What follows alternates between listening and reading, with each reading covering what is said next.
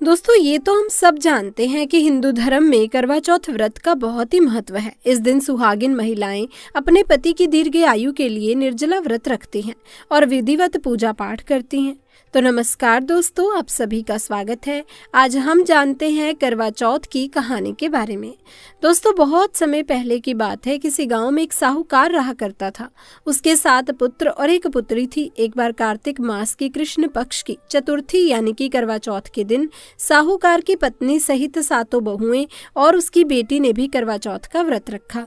फिर जब शाम हुई तो साहूकार के बेटे खाना खाने बैठे तो उन्होंने अपनी बहन से कहा, बहन अब शाम हो गई है, आओ खाना खा लो। तब उनकी बहन ने कहा कि नहीं भैया, आज मेरा करवा चौथ का व्रत है और अभी तक चांद नहीं निकला।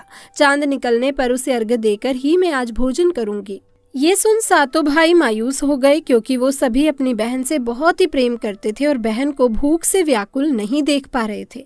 फिर सभी भाई गांव के पास वाली पहाड़ी पर गए और वहां उन सभी लोगों ने एक दीपक जलाकर रख दिया और फिर सभी घर आकर बहन से बोले, देखो बहन, चांद निकल आया, अब तुम अर्घ्य देकर खाना खा सकती हो। भाइयों की बात सुनकर साहूकार की बेटी ने अपनी भाभियों को बुलाया और उनसे कहा, देखो भाभी, चांद तो निकल आया, आओ हम सभी अर्घ्य देकर भोजन कर लेते हैं। किंतु वो अपने पतियों की करतूत जानती थी। उन्होंने कहा, बाई जी, अभी चंद्रमा नहीं निकला। तुम्हारे भाई चालाकी करते हुए अग्नि का प्रकाश छलनी से दिखा रहे हैं। किंतु बहन ने भाइयों की बात पर ध्यान नहीं दिया और भाइयों द्वारा दिखाए प्रकाश को ही अर्घ्य देकर भोजन करने बैठ गई।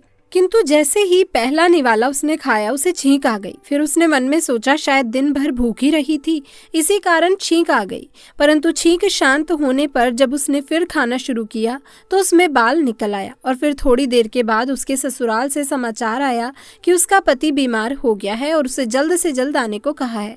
उधर जब उसकी माँ को ये बात पता चली, अपनी बेटी को विदा करने के लिए साड़ी निकालने लगी तो उसमें भी अपशगुन होने लगा।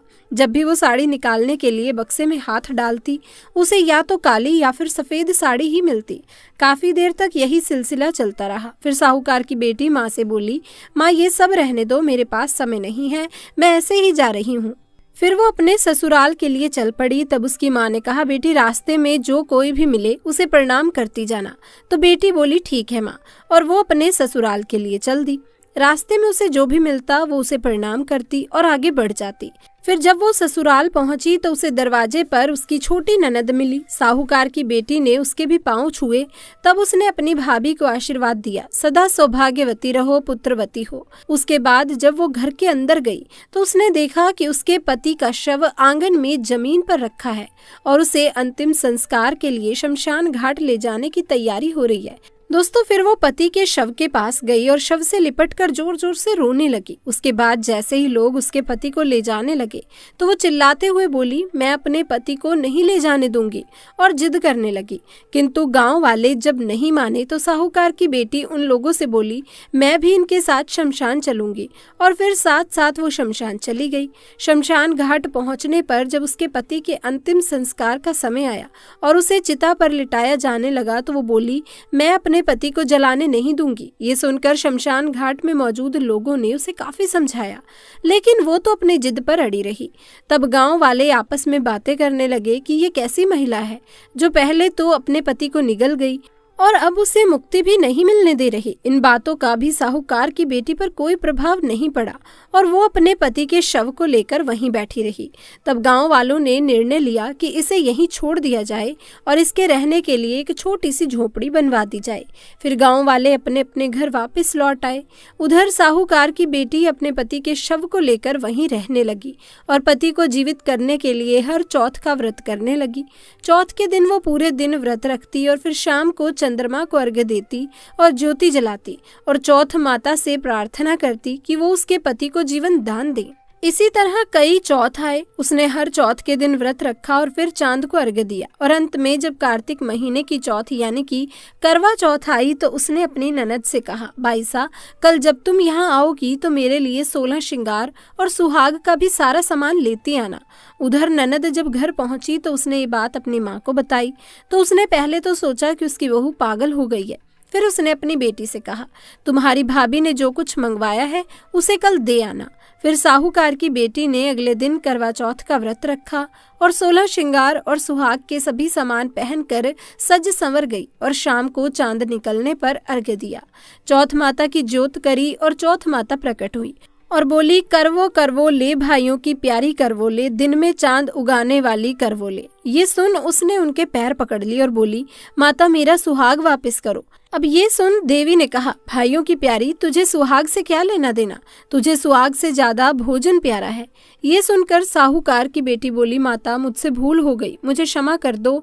तब माता ने कहा, बेटी मेरे पाँव छोड़ दे, अब मेरे जाने का समय हो गया है। ये सुन साहूकार की बेटी बोली, नहीं माता, जब तक आप मुझे मेरा सुहाग वापस नहीं करेंगी तब तक मैं आपके पाँव छोड़ने वाली नहीं हूँ।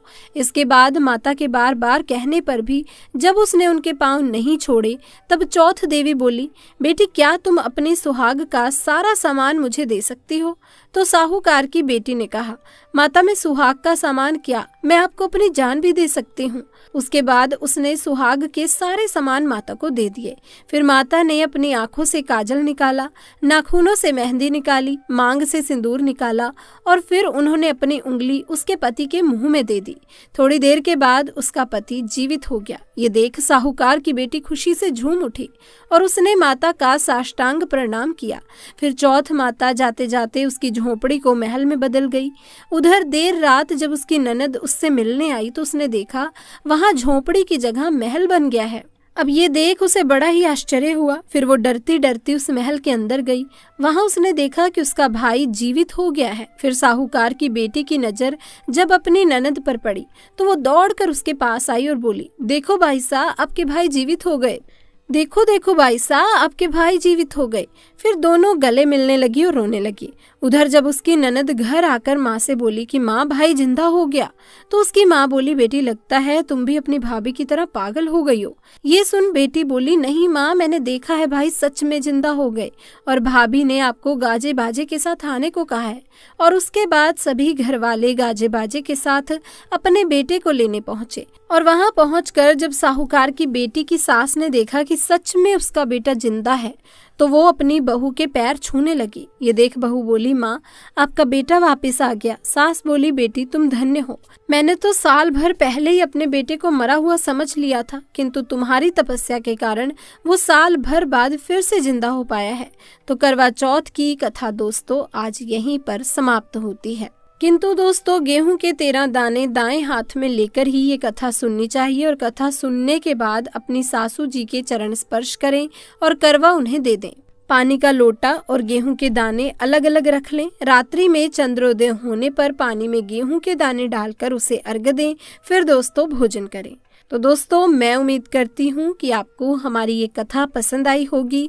अगर आपको आज की वीडियो और कथा पसंद आई तो दोस्तों इस वीडियो को ज़्यादा से ज़्यादा लाइक करें, शेयर करें और साथ ही अगर आप हमारे चैनल पर पहली बार आए हैं तो चैनल को सब्सक्राइब कर लीजिए। तब तक के लिए आप सभी का धन्यवाद।